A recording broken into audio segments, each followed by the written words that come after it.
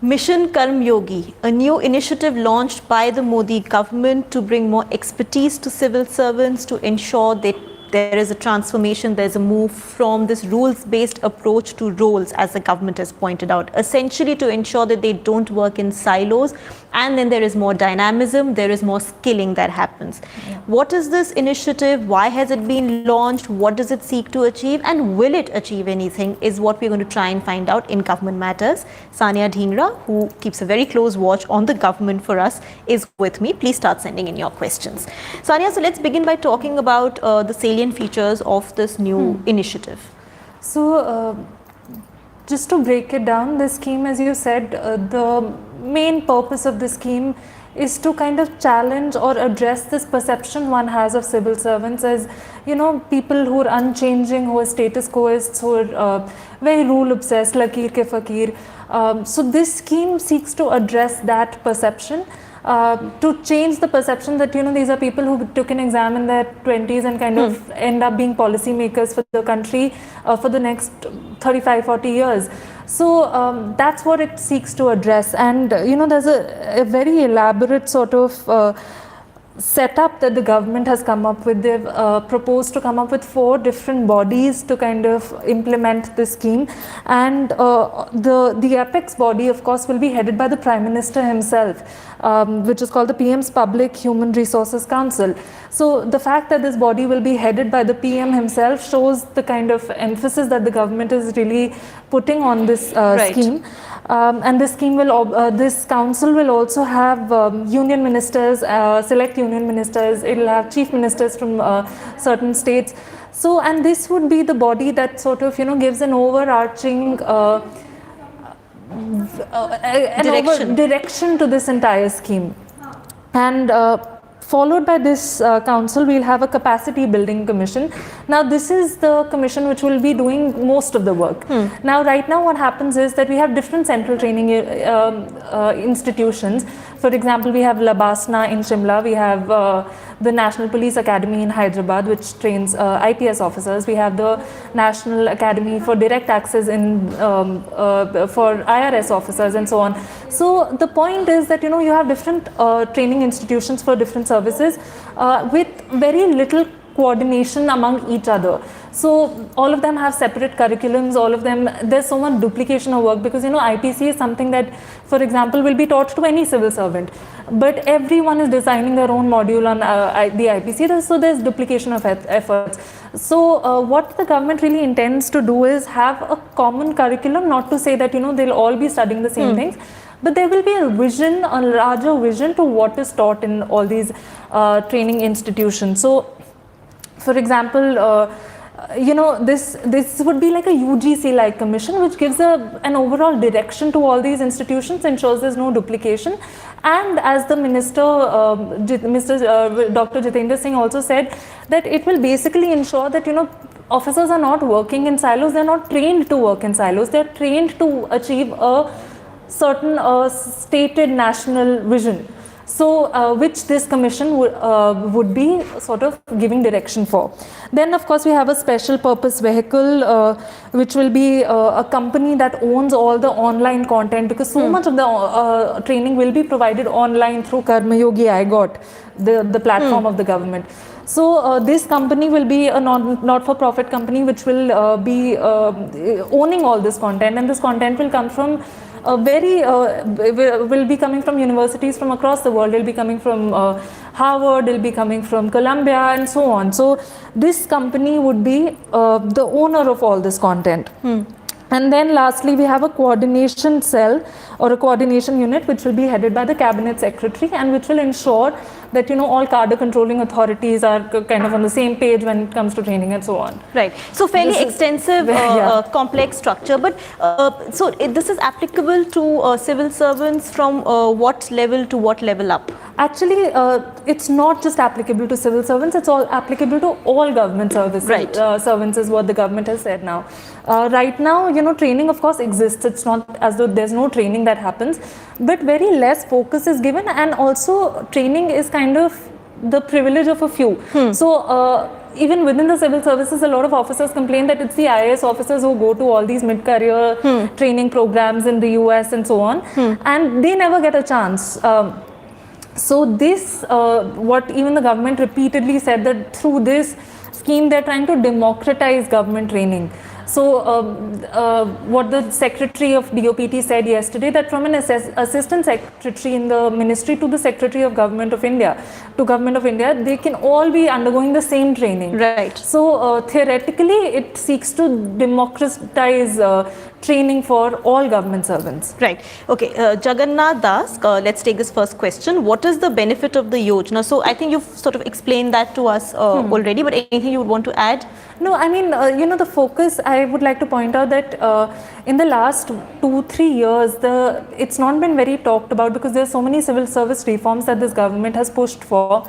What's not been talked about is their focus on training. That's something they have been sort of working on. There was a proposal last year even to have a different ministry for training, which didn't go through. But, so there has been a fresh sort of push for training of officers, and it's something that the PM has learned to kind of have really sort of pursue with some kind of determination, because he with lateral entry, of course, he wants to sort of invest in officers who are domain experts. So if you are someone who has gotten postings in agriculture, for example, you can be taking relevant courses on in this area and sort of build on your expertise, and that is something what the government seeks to sort of achieve through this. Right. Revant Reddy, finally some bureaucratic reforms after decades. I hope they don't end up creating more problems and ensure proper functioning of the government. So what the bureaucracy in India really stands for, what the perception is complexity, red tapeism. Does this just add one more layer of complexity? I think it's still too early to say. It's just been a day right now. We don't even know the fine print of this whole scheme. But to be sure, yes, there are officers who are saying that, you've created 4 more commissions and councils. This is probably going to be another retirement spot for IAS officers once they are done with service. So there are all those sorts of concerns. And what is it really going to achieve? And people are also saying that there are more sort of compelling problems within the bureaucracy. For example, this we know for a fact that any officer can be shunted out from one place to the other, can be given not so coveted postings and so on. They can be punished in some way. So why not get those kind of reforms which will give some degree of protection to civil servants, from malicious sort of actions by the political executive or otherwise. So people are saying that there are more compelling civil service reforms that are needed in the country, and this appears to be something that is on the surface. More cosmetic. Is a lot of optics. But within the government, especially within the DOPT, this is something that they believe to be a big reform, which will actually reorient how officers sort of think. Right. Rishabh Raj, with digital access to foreign universities for continued learning for civil servants, is this a way to effectively do away with civil servants physically taking up courses abroad? So is there any link between? Yes, actually there is, and I wanted to speak about this. Foreign training obviously costs a lot for the government. Sending officers, even if there are about 200 officers going abroad every year, that costs the government a lot, because each officer going on a sabbatical for a year, 200 years, the government has to sort of pay for that. So by kind of shifting learning from the physical space to the online space, the government does seek to, going ahead, if not do away, phase out foreign training, physical training.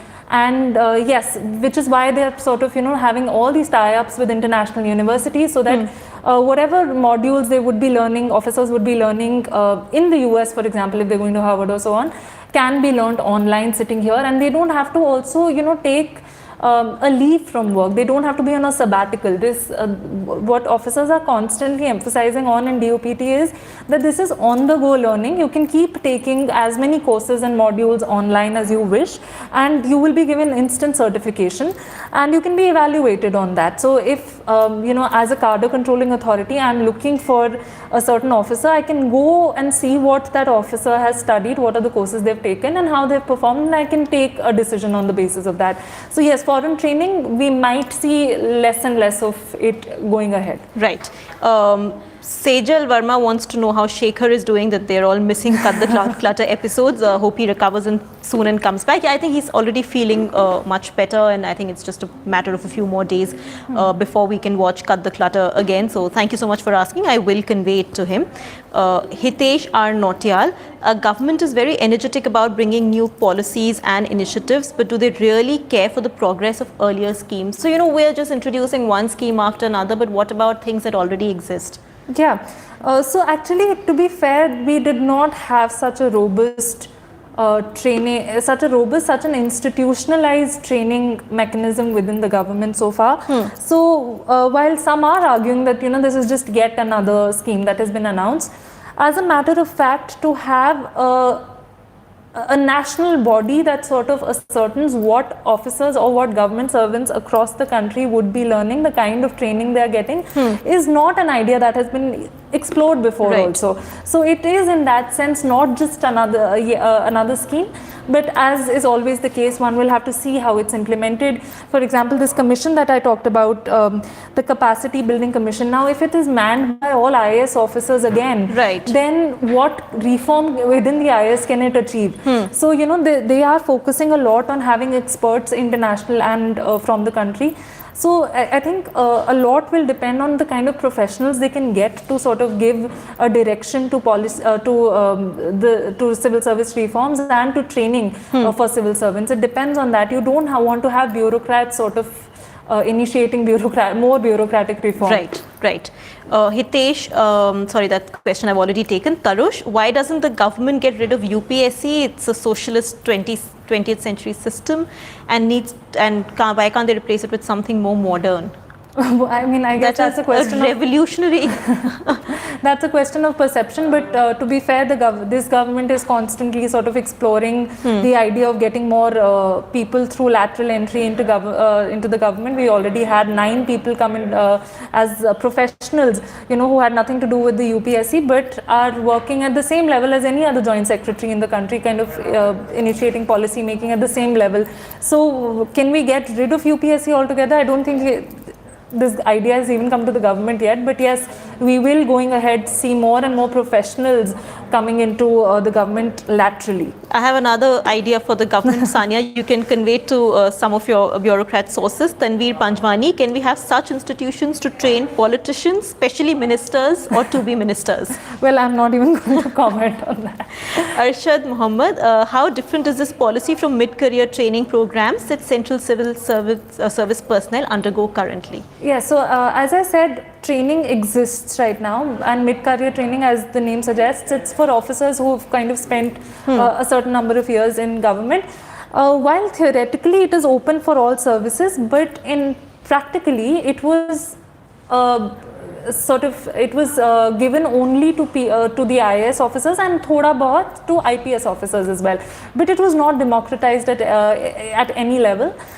Civil servants from other kind of services like the IRS, IFS, etc. could undertake this training only if they were on central deputation. So if an IRS officer is working in a central government ministry and not working in his or her cadre, then they can go for this training. Otherwise, this training was only given to IAS or IPS officers, as I said. So now this mid-career training will also be broadened and more people, more officers, not just civil servants, non-civil service, Group B, Group C officers will also be eligible to take this mid-career training. Right. Nilesh Patil, do you think there should be an agency which looks after the transfers of IAS and IPS officers rather than the transfers which takes place now due to local politicians? So as you were pointing out earlier, the bigger reform that is needed is perhaps to ensure that everything that happens is just and justified both. Yeah, that's one case, and I was talking to some officers yesterday. Of course, officers were talking about this all day yesterday, cracking all sorts of jokes about this. But one serious thing that an officer pointed out was that why don't we have a policy against protection from these kind of transfers? Why, on the other hand, do we not have why don't we have some protection mechanism for officers who actually make an honest mistake at the cost of the public money? you take a decision and it turns out to be a failure for whatever reason. Now, why is this officer implicated? Just because the project did not go through does not mean this officer was corrupt. Right. So officers need protection from these kind of, practices and phenomena, and so this can seem as cosmetic to many officers who say that this won't really affect our day-to-day functioning and what we have to, the kind of pressures we have to deal with, the kind of political pressures we have to deal with. How does all of this paraphernalia address those? Right. There's a YouTube user by the name of Paras Guglani1. Will this help in the specialization of civil servants? What's the procedure to make firing unproductive civil service employees easier? Well, this government especially, they're pursuing this very, very strongly. Even last week, we had the DOPT issue guidelines to ensure that civil servants can be removed from public service from government service in public interest. So they have in fact said that every quarter all ministries, all departments are supposed to conduct a review of officers who have attained the age of 50 and who are between the age of 50 and 55. This quarterly review will then be evaluated further, and a lot of officers can be seen asked to leave the government. So the government is actually pursuing this very closely as well. Right. Himanshu Arora, rather than using taxpayers' money to train civil servants into becoming experts, should the government not recruit experts in the first place?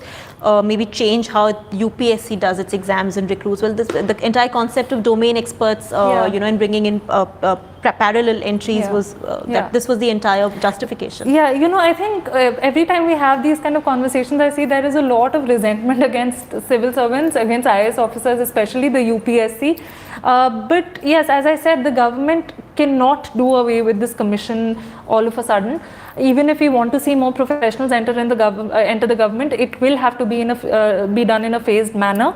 And as far as UPSC is concerned, as of now it stays, but the point of this scheme is that once you have an officer come in through UPSC, you make sure that the officer doesn't become redundant in any way. They are constantly sort of there's more dynamism. There's more dynamism. They're constantly learning more things. They are building on their expertise. So this is what this scheme seeks to achieve.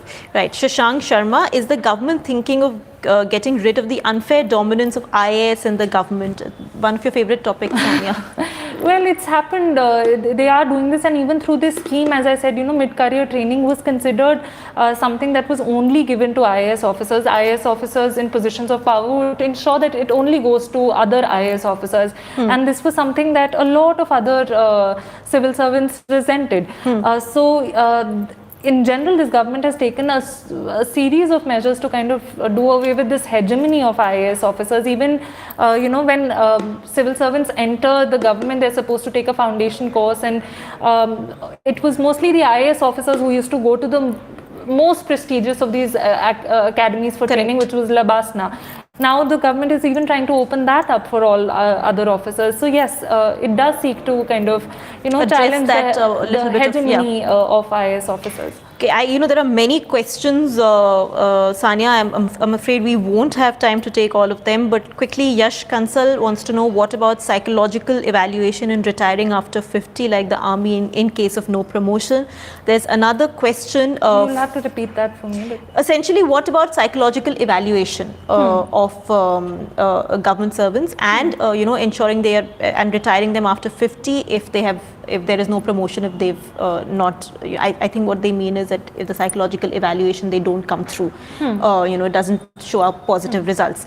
There's another question by Dark Knight, why not bring psychometric assessment for selection? So essentially the conversation, I think what these users are trying to talk about is that more than theoretical knowledge that UPSC does check and test you on, can there be more, if not initially, at least mid-career psychological evaluations as well? Right now, actually, since we don't know the kind of courses that are available, that are going to be available in this scheme, we don't know. For all you may know, the government does put in some level of psychological assessment as well for officers. We don't know that, but I guess the appraisals that already happen for government servants for empanelment and other kinds of things and other kinds of promotions, they do sort of factor in the EQ of the officer in that sense. So for example, especially with the 360-degree evaluation system, which is very controversial, they do take into account how the officer behaves with their subordinates, with their seniors. They do take in views from officers who've already retired from the service about what they think of this officer and so on.